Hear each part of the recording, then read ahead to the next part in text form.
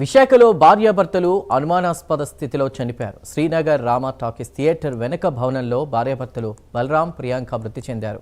ఒకరు ఉరివేసుకోగా మరొకరు కింద పడి ఉన్నారు. భార్యాభర్తల ఆత్మహత్య గల కారణాలపై ప్రస్తుతం ఆరా తీస్తున్నారు. ఇది ఆత్మహత్య లేక హత్య అనేటువంటి దానిపై పోలీసులు విచారిస్తున్నారు.